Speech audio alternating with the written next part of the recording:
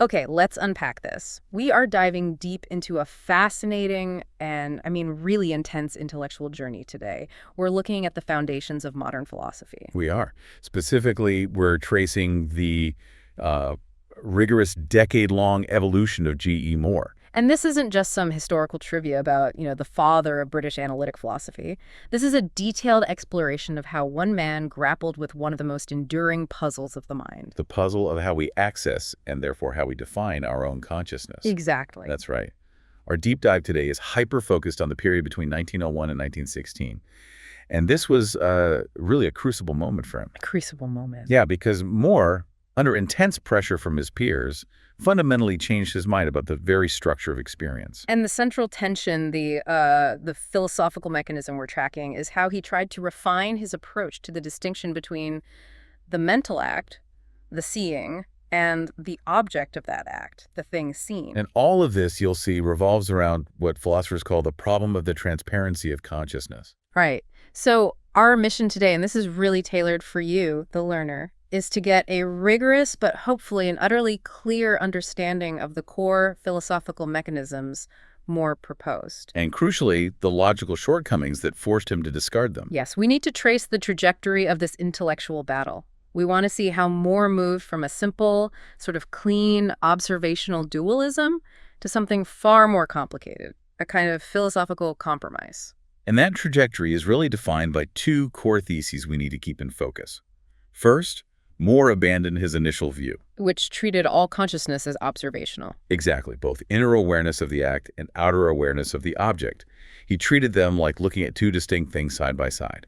He moved instead to a complex, mixed view. Hybrid stance. A hybrid stance, yes.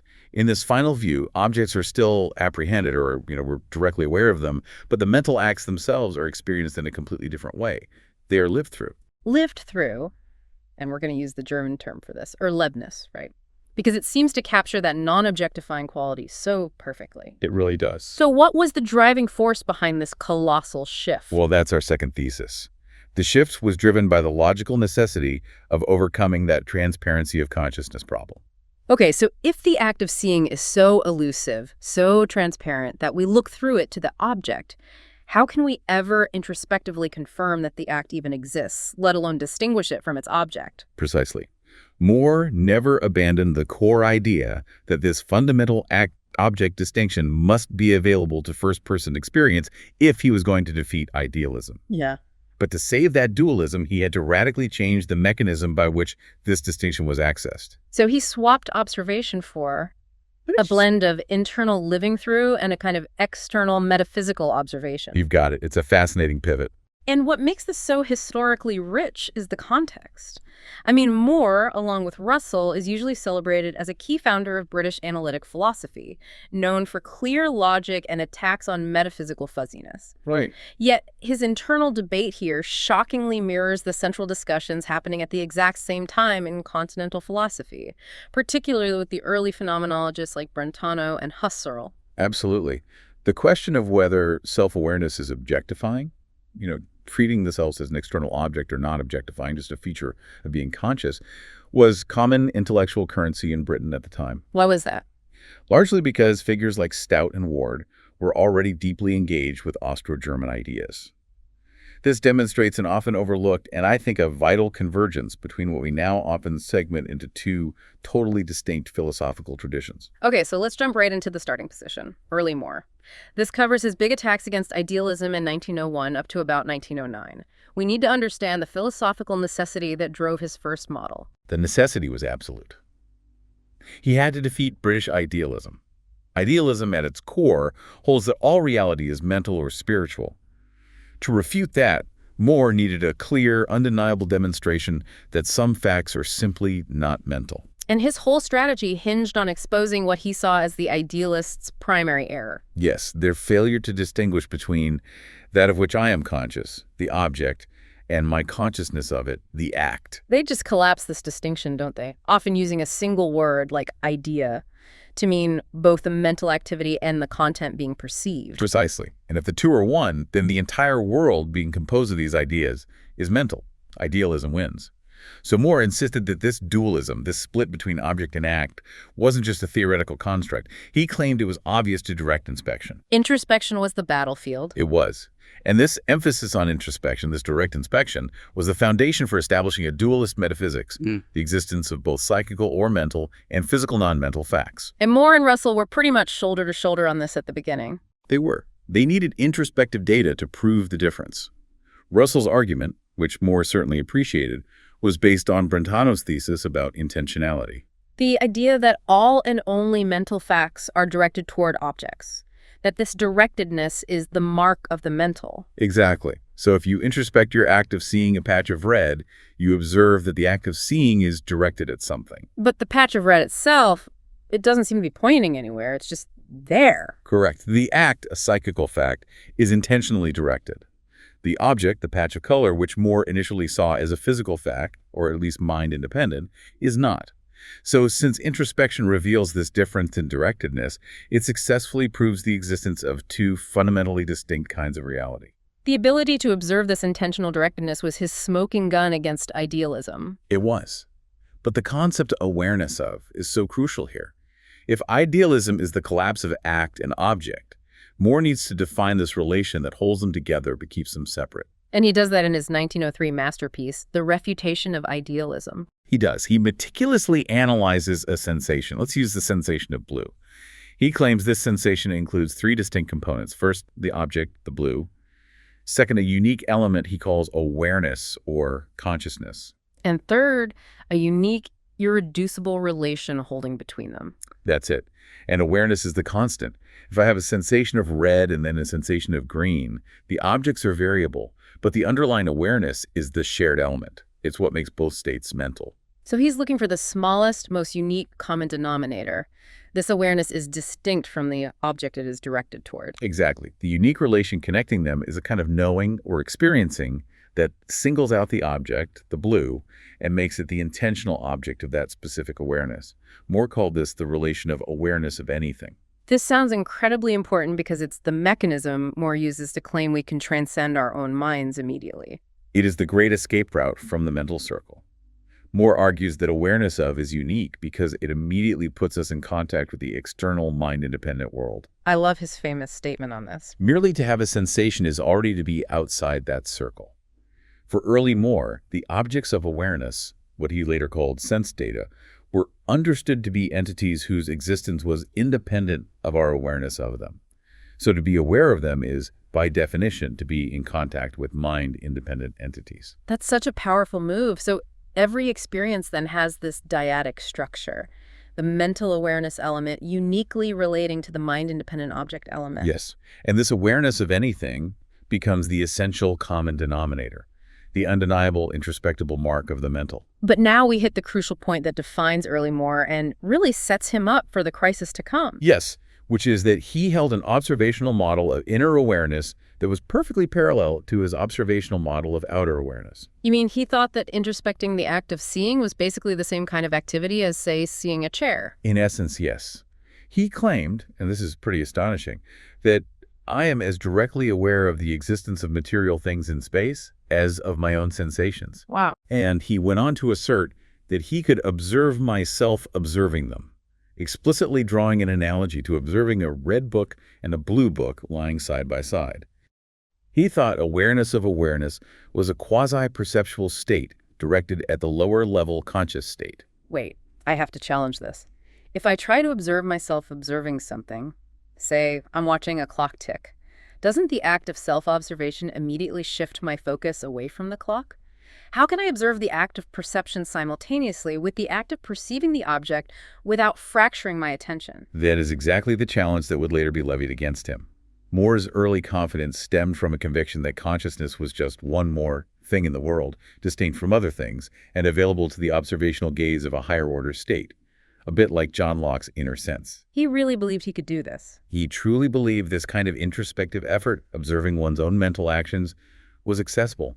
He even claimed he could perceive his perception of movement as an act. But if he's observing the act, that act must, in turn, become an object of the second-order observation. And this just sets up a terrifying intellectual challenge. The infinite regress. Right. If the act itself becomes an object, what is the nature of the second act that perceives the first, and the third, and the fourth? That potential infinite regress, which, Husserl and Brentano were grappling with at the same time, was precisely the pressure point. For Moore's early dualist strategy to stand, the introspectable quasi-object character of the object distinction had to be absolutely secure. And if it wasn't? If it wasn't, the idealist could just say, see? Yeah. The act disappears. You only see the object just as we predicted. Which leads us directly to the crisis. If this act-object distinction is so patently obvious to direct inspection, why on earth did the idealists fail to see it? And why were his contemporaries about to miss it too? Because of the transparency or diaphanousness of consciousness. Moore himself articulated this problem as early as 1903. He recognized that when we attempt to introspect a mental state, for instance, the sensation of blue, the conscious element, the act of sensing, seems to vanish. We look through the act and see only the object, the blue patch. The act itself is like a perfectly clear pane of glass. That's the metaphor. Moore described it as the conscious element seeming to dissipate or disappear. He said, we look through it and see nothing but the blue. We may be convinced that there is something, but what it is, no philosopher, I think, has yet clearly recognized. So this transparency is this powerful built-in obstacle to correctly analyzing the mind into act and object. It is. I want to focus on that look-through metaphor for a second. If the glass is perfectly clear, how do we even know the glass exists? We only register the object on the other side. If consciousness is diaphanous, how do we distinguish it from nothingness? That is the core difficulty Moore faced. If he accepts transparency, his entire initial dualist argument, which rests on the introspectable difference between the act and the object, it just collapses. So he can't abandon the distinction. He has to find a trick, a way to render the glass visible, even if it's just for a moment. And his first line of defense is the appeal to attentive introspection. Ah, okay. Yes. Moore argued that the conscious element is extremely difficult to fix, but he insisted that it is not entirely inaccessible. The act element can be distinguished if we look attentively enough and if we know that there is something to look for. That sounds suspiciously circular, though. You only find the distinction if you already know it's there and if you look really, really hard. It feels like this is more about philosophical conviction than genuine empirical observation. It absolutely opens him up to that charge of special pleading. It's a strategy we see in other philosophers too, They distinguish the naive, casual introspection that fails from the careful, theoretically informed introspection that succeeds. The argument being that the theory teaches you what to look for. Right, which enables you to locate the otherwise elusive element. But Moore knew this wasn't enough. He needed a concrete, repeatable method. And that necessity leads him to his famous diachronic solution around 1910. He tries to use time to conquer the problem of instantaneous transparency. Precisely. In his 1910 work, Moore argues that since consciousness remains constant while the object varies, one can isolate the constant element by observing a sequence of mental states. If I see red now and then shift my attention to green, the objects are different. But he claimed I'm conscious of them both in exactly the same sense. That's the claim. So if the color changes, but the experience of consciousness itself does not, then that unchanging element, the act, must be distinct from the changing element, the object. You isolate the constant by changing the variable. You observe it over time. Yes, the unchanging character, the act, can only be observed with a diachronic perspective. This allows the subject to finally hold the common act of consciousness and its varying objects before our minds and to compare them. But let's pause and apply the critical lens here. If I have to observe the act over time to confirm that it remains constant, how do I know I'm observing the same act? Couldn't I just be confusing a series of similar but distinct momentary acts? That's an excellent point. And if I'm already presupposing that the underlying consciousness is constant, doesn't the entire exercise just beg the question? He's proving the distinctness of the act by assuming its constancy across time. That is an excellent point, and one that critics later seized upon. The assumption of identity in the act of consciousness is doing all the heavy lifting.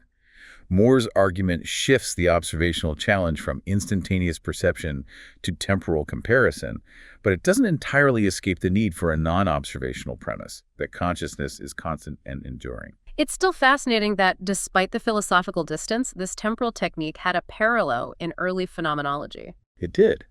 Husserl offered a similar diachronic solution against Paul Natorp's challenge on transparency. Husserl also used the analysis of perceptual constancies. How a stable object like a chair emerges across the constantly changing stream of sensations to distinguish between the acts of experiencing and the contents being experienced. But as you stressed earlier, the critical difference remained. Moore was still trapped in the observational model, even if he made it temporal. He thought he could observe his act. He did. Husserl entirely rejected that acts could be objects of awareness. And Moore maintained, I can also observe myself observing them. He needed the act of awareness to be quasi-perceptual, making the lower-level state its object. Husserl argued that if an act becomes an object, it ceases to function as the act of consciousness, and we face the threat of that infinite regress. And it was exactly this adherence to the observational model that brought the British philosophical establishment down on Moore. So now we transition to the major intellectual pressure cooker that forced Moore's great compromise. The controversy in the Aristotelian society, roughly between 1910 and 1916, who were the key players forcing Moore to rethink his entire strategy? The primary intellectual adversaries were George F. Stout and George Dawes Hicks. They launched these, devastating critiques against Moore's observational view. And their argument was, what? They argued that mental acts are fundamentally not the kind of entities that can be experienced or given to us as objects. So they were essentially importing the same objections Husserl was using against Brentano's early model of self-awareness? Yes. This just shows how deeply intertwined the philosophical atmosphere was, even if the label Analytic or Continental wasn't yet being applied so rigidly. To really get the force of their objections, we need to go back to that core debate over self-awareness. We do. Brentano, if you recall, proposed a dual act theory. Whenever I am in a mental act, like judging, I am simultaneously aware of two things: the primary intentional object, what I'm judging, and secondarily and self-reflexively, the act of judging itself. The act in this model turns around and takes itself as an object of awareness. This is the definition of self-objectification. And this is precisely where Husserl drew his hard line. He argued that objectification leads to an infinite regress and destroys the immediacy of experience. If the act of seeing is an object, then there must be a second act that sees the first act and a third that sees the second, and so on forever. Which is just untenable. Our conscious experience is instantaneous and singular. So Husserl established a critical functional distinction. Objects appear and are perceived, like the chair. But acts and sensations are different. They are merely experienced. They do not appear as objects within the experience. This is the definition of Erlebnis, then, the non-objectifying awareness or lived experience. Yes. Acts are the ways in which the mind knows or is aware of objects, and their very nature, being purely functional, precludes the possibility of their being presented to the mind as objects. The act is the lens, not the image on the screen. And this is the intellectual hammer Hicks and Stout wielded against Moore. Moore was treating the act as if it were an image on the screen, something available to objectification, when it should only be the lens itself. Right. Hicks denied that the relation holding between seeing and the color seen, which are distinct, could possibly be the same relation holding between the awareness of the seeing and the seeing itself. If the latter is also a distinct observation, you get the regress.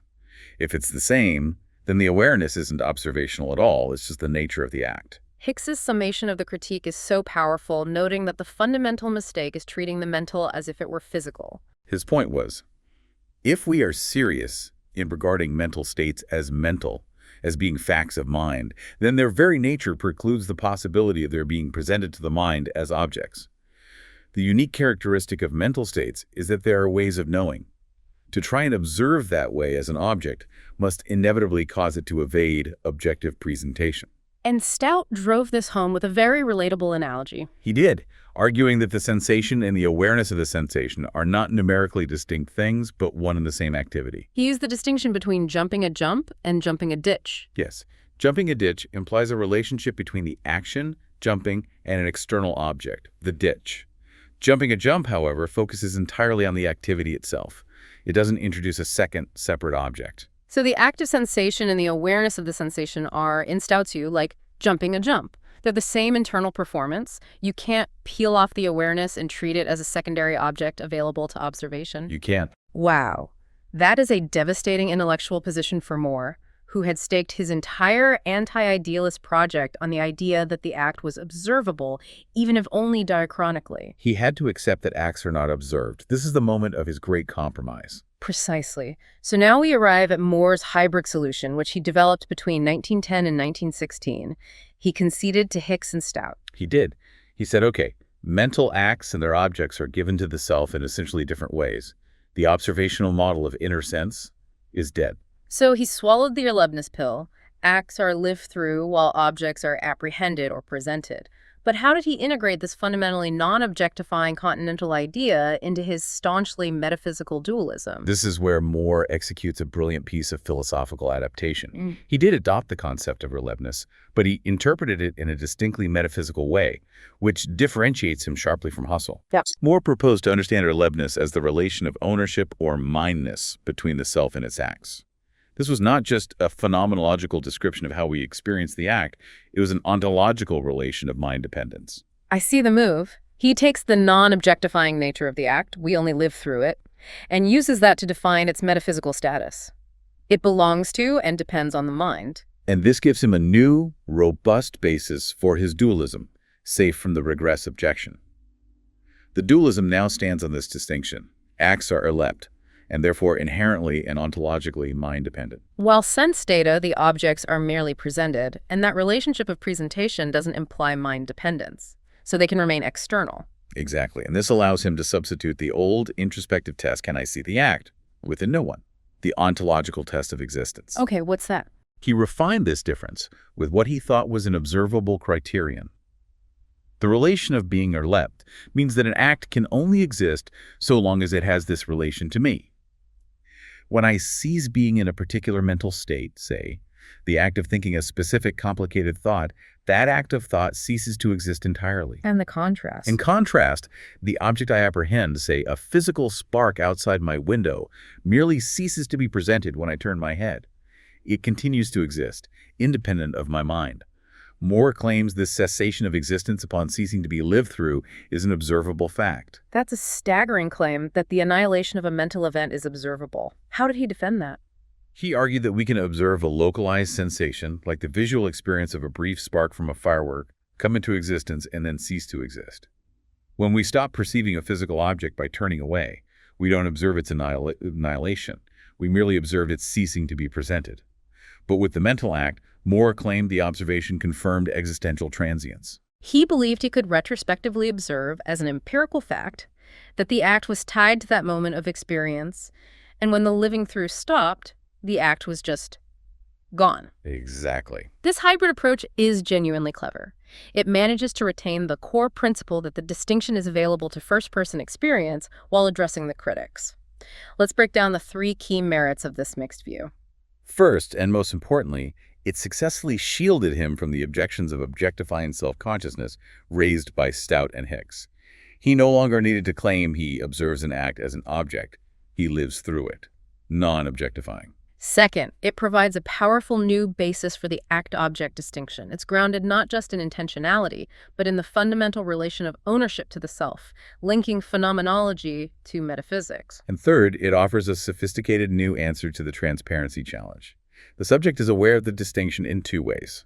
One, by living through the act itself, that's the Erlebnis part, and two, by retrospectively observing the fundamental ontological difference. The mind-dependent transient act versus the enduring presented object. Right. Introspection is now transformed into retrospection combined with existential observation. But the whole house of cards rests on that final claim, that the cessation of existence upon ceasing to be erlept is an observable fact. This is the point where the critical analysis really needs to bite. It is. The central difficulty, logically and empirically, is Moore's insistence that we can observe the annihilation of a mental state. This forces him to make a strong, unverified metaphysical commitment about the persistence of mental phenomena. Okay, let's run a counterexample. You're wrestling with a difficult math problem, a complex thought act. You decide you're stuck, you throw the pen down, and you stop currently thinking about it. The act of thinking ceases to be erlept. 3 days later, while you're gardening, the answer simply pops up in your mind, fully formed. Well, if we follow Moore's ontological test rigidly, the moment you threw down the pen, that original thought act ceased to exist entirely. So the solution that popped up later must be an entirely new act, spontaneously generated. That's what his theory would imply. But intuitively, that feels completely wrong. We talk about unconscious working or a problem marinating in the background, the feeling is that the earlier act of thinking didn't vanish, but merely became a potentiality, a dispositional state that wasn't currently being lived through. Moore's argument seems to categorically exclude the possibility of such dispositional or unconscious mental states. If we grant any credence to the idea that mental states can exist when not currently conscious, then the cessation of existence is absolutely not an observable fact. Right. The subject might only observe the cessation of the experience of the act, not the cessation of the act's existence itself. Exactly. Or think about a less controversial case, like a long-term desire. The desire to publish a novel. If I am currently focused on editing the script, I'm not currently living through the desire to publish. Yet, according to Moore's test, that desire must cease to exist the moment I stop actively feeling or attending to it. Which seems absurd. The intuitive consensus is that dispositional desires or beliefs are enduring facts about the mind, even when they are non-occurrent. If Moore has to claim that a fundamental belief or a deep ambition vanishes from reality the moment it leaves the front stage of consciousness, his theory seems to conflict with basic psychological realities. And since his ultimate metaphysical claim, that being erlebt equates to momentary existence, is derived solely from what he claims is observable about cessation, that metaphysical claim becomes doubtful. The true fate of the act, whether it's annihilated or becomes an unconscious disposition, isn't available to immediate observation. It's not. So the entire ontological test is based on an unverified premise. So the crucial insight here is what? The crucial insight is that Moore successfully argued that acts and objects are given to us in different, non-objectifying ways. And that's a massive victory against idealism and a key philosophical achievement. But his final metaphysical leap, that this difference establishes a fundamental ontological difference known by simple observation of cessation, is ultimately the weak link. It relies too heavily on an observation that is inherently ambiguous. What a journey. We've traced Moore's progression from a supremely confident observational dualist who thought he could find the act element through attentive, diachronic introspection to a hybrid philosopher. A hybrid who conceded the main point of his Continental critics, the non-objectifying nature of mental acts, and integrated the concept of Erlebnis to defend the existence of unique character of the mental act through a different metaphysical test. Moore's primary focus remained fixed, to secure the foundational claim that the act-object distinction is available to first-person experience. Yes, but he was forced to fundamentally change how that distinction was accessed. He moved from observation of the act to existence through the act, and the observation of that existence's cessation. It was a massive philosophical pivot carried out to save the dualism he started with. And it's important for you, the learner, to realize this wasn't the final resting place. Moore continued to shift, and around 1920, he moved toward a view that fundamentally externalized the act. Right. Defining cognitive acts as merely the event of a sense datum holding a relation to a universal character. That late view is fascinating because it makes the mental act less of a psychological event and more of an ontological relation between facts. And in doing so, he ultimately seems to undermine the very possibility of first-person introspectability. The very thing he spent 15 years trying so hard to defend, all that intense philosophical energy was spent securing a first-person perspective that he would later seem to dismantle. Which leaves us with our final provocative thought for you, the learner. Something to mull on as you continue to explore the philosophy of mind. Moore's ultimate test was about transience, about the disappearance of existence when an act ceases to be lived through. So, considering the intense philosophical effort spent defining the reality of these brief internal mental events. If a mental act, like a profound thought or a strong desire, were to truly cease to be lived through by you, does your awareness of its cessation mean that the act itself has vanished from reality, or has it merely transformed into a potentiality for future awareness, waiting for the right moment to reemerge? That distinction between the disappearance of consciousness and the cessation of existence remains central to understanding the nature of the self.